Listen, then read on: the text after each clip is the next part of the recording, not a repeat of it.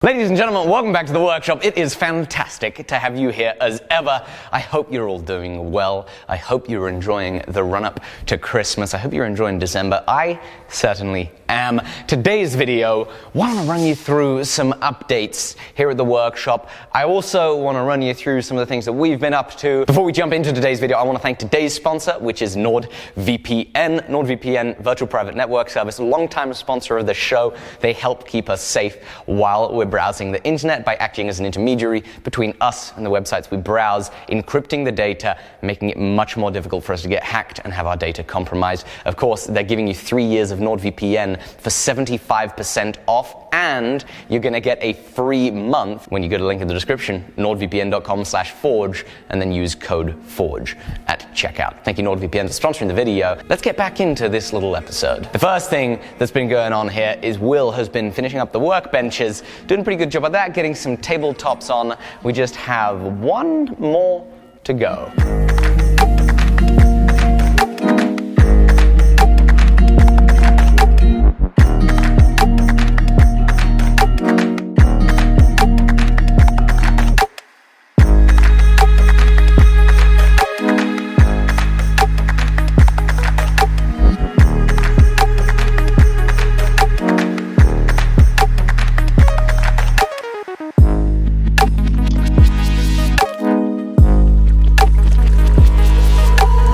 Now, a big reason I moved to Montana was this just unbelievable scenery. It is so beautiful here, and the weekend before last, I got some great hikes in, saw some beautiful views.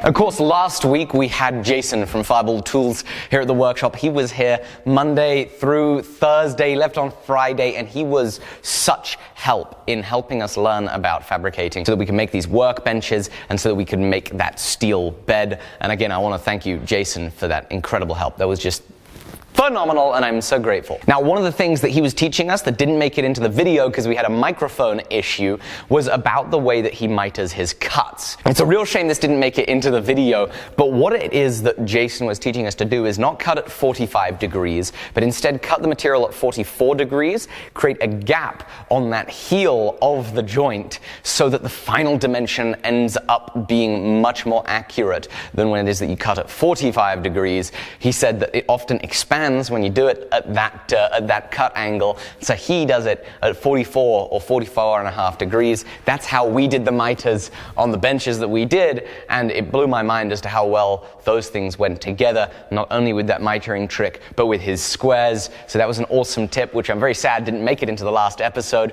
because the microphone didn't decide to work, which is a shame. Next up is the truck.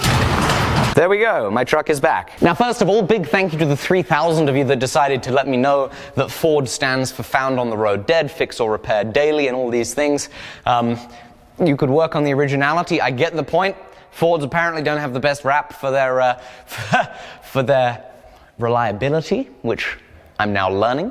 Now, I did have a Ford Ranger back home, and it served me well for a few years. It was my first truck, and I really loved that thing. I liked it. It was a cool truck, 1999, 2.5 liter diesel, manual transmission, just just the perfect first vehicle imaginable for me, and I loved driving that thing. So it was sad to see that go, you know, and yep, I understand. Fords apparently don't have the best rap. I've learned that the hard way, but a little update on what it is that did happen. So there was the cluster issue. The dials weren't working. There was also the transmission issue where it started not shifting gears. Well, what they did is they sent the cluster down to Utah to supposedly get repaired, but it kind of looks like it's a different cluster. So I don't know if it was repaired or if it was a new cluster, but it came back, it got reinstalled, and then neither the garagist or the dealer found the thing shifting. The dealer ended up covering the repair or replacement of the cluster, and you know, the truck's been working fine for now. I've got certainly more than 1 day of use out of it before having to fix or oh no, the check engine light came on.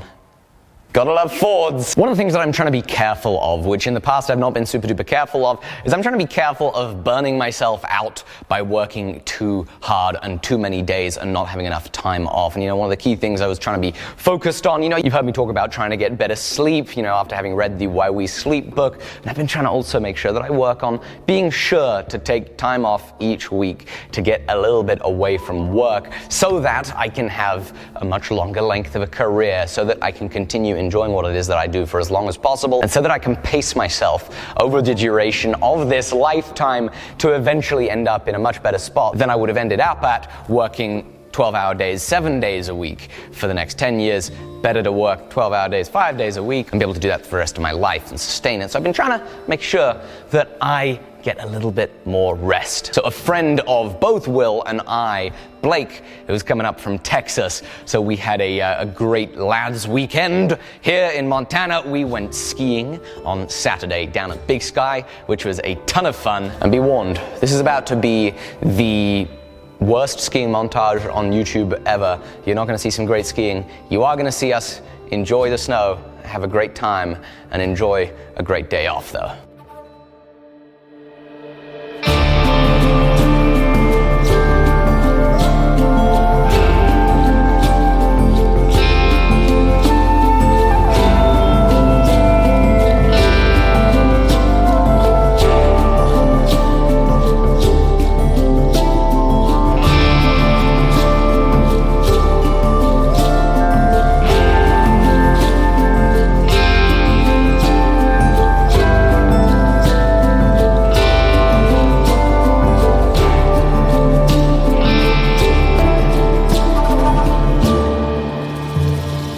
Now the whole rest and recuperation thing, not too smart to go skiing when you're not in shape for the skiing. Now one of the other huge problems we've had here in the shop is the concrete slab. We found out this concrete slab was 3 inches thick.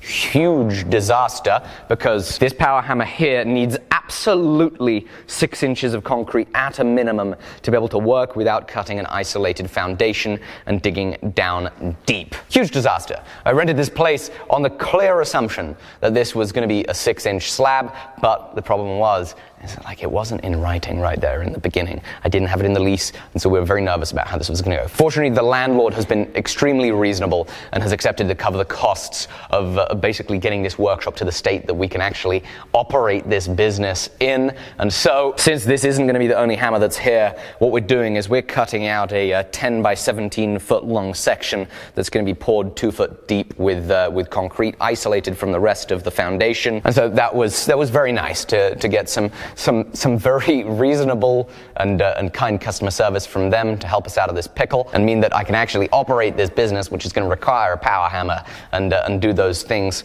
So that was very kind of them to be able to do. That is hopefully going to be happening very soon in the next few days. We're going to be getting that concrete cut out, dug down, and poured. So fingers crossed there aren't any problems. We're working on making sure that we completely verify that there is nothing under the concrete. There are no cables. There is nothing that is going to be getting in the way of the crew that's digging and excavating the concrete, because obviously, it would just be a disaster to hit a cable or a water line. You're talking tens of thousands of dollars worth of damage could be caused by us digging without knowing what's under there. So that's working to be verified, and yes, thankfully we're going to have ourselves a very big isolated pad that's going to be capable of having this hammer here, this Anyang from James Johnson, then probably this hammer of Will's or another hammer also up and running on the slab and not shaking the rest of this foundation, the rest of this building down too much because it's going to be isolated. So I took to Instagram to ask you guys if you had any questions for me. I did an ask a question thing. You should have followed me on Instagram at Alec Steele.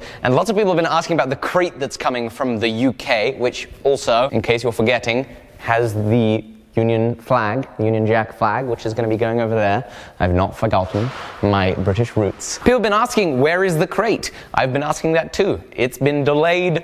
One of the things that I have learnt in this whole process, and I just learn it more and more in my, so far, albeit short life, is that things always take longer than anticipated. And so yeah, I've still got to wait on it. It's probably going to be in the new year until the crate arrives. Hopefully it's in one piece. Hopefully it hasn't been just ripped apart and just destroyed and isn't left in pieces on the floor of the shipping container it was packed in. That would be nice. So hopefully they took a little more care of that than was taken by the type of people that might have potentially dropped a mill and a lathe. Hopefully a little more care is taken with that. On the mill and lathe note, no updates on the timeline for that. Again, it's probably going to be the early part of the new year that comes back. I made sure to ask them to flip the head on the Bridgeport so that mass on the Bridgeport faces down, so that we get the center of gravity as low as possible. And hopefully it's much better secured, and hopefully the shipping logistics are such that it's a much safer trip for both the lathe and the Bridgeport. The next question coming in from Instagram is from Mr. Spencer Spark. He asks, have I hit my shins on my bed yet? Well, the Shinbreaker 2000 has actually not been doing a very good job of breaking any shins. In the workshop, I rammed my shins on the corner of that bed twice. At home, only hit my shins on it once. So, Shinbreaker 2000, it's not playing such a good game of breaking shins. I still have my shins intact, and I'm still completely certain that it is an awesome bed frame. And the 2,000 people that said I was going to hit my shins on it, you're right, I hit my shins 3 times, but I am stubborn enough to still say and retain that that's a badass bed. The Viking sword, of course.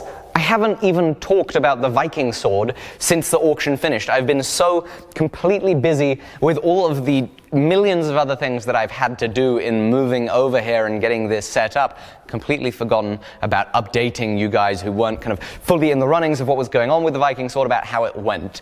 The Viking sword auction went really, really well. The Viking sword ended up going for £17,000. It's about $23,000, which is just, I mean, it's a beautiful piece. I'm really pleased that it went for a good price. It's got its home in Texas now, and so I hope, and I know it's being lovingly looked after by the gentleman that bought it in Texas, and I'm just very grateful for all the people that participated in the auction, and all of the people that viewed along with the Viking sword building process. It was just an unbelievably fun process, and of course, lots of people have been asking what my favorite project is. Viking sword, still my favorite project. I've never put as much sweat and care and attention into a project, and it was just such a great teacher. And so yeah, the Viking sword auction went very, very well. Very pleased about that. I hope to be doing more auctions in the future, every once in a while with pieces, because you know that's a good thing to help out here with the business, and it's great to get my pieces out there in people's hands in the real world. Thank you guys for hanging through on this little kind of Q&A, letting you know what's going on video, a little different to what it is that we usually make. I hope that if you made it this far, you've enjoyed it. Anyway, as we round it out, I want to thank our sponsor again, which is NordVPN.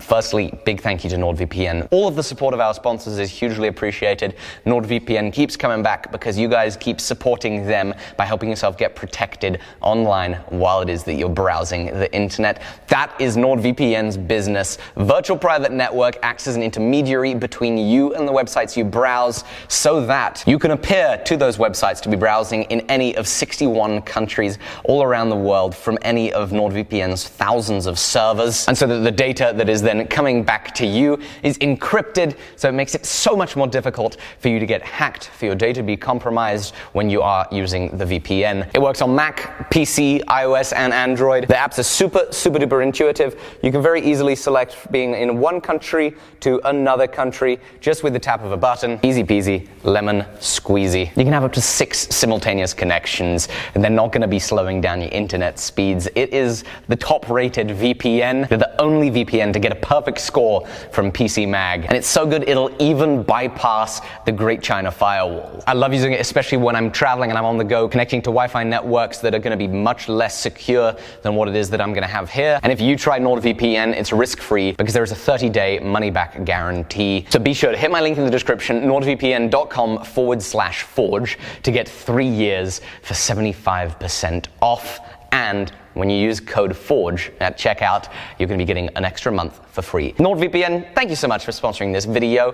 Thank you all for being here. I can't wait to see you on the next episode. I'm so thrilled that we have workbenches close to completion here in the workshop. Look at that. That is solid. We've got adjustable feet and all on there. This is going to be an amazing setup here in the workshop. It's a real pleasure and a real honor to bring you along on this journey. I'm immensely grateful. Can't wait to see you on the next one.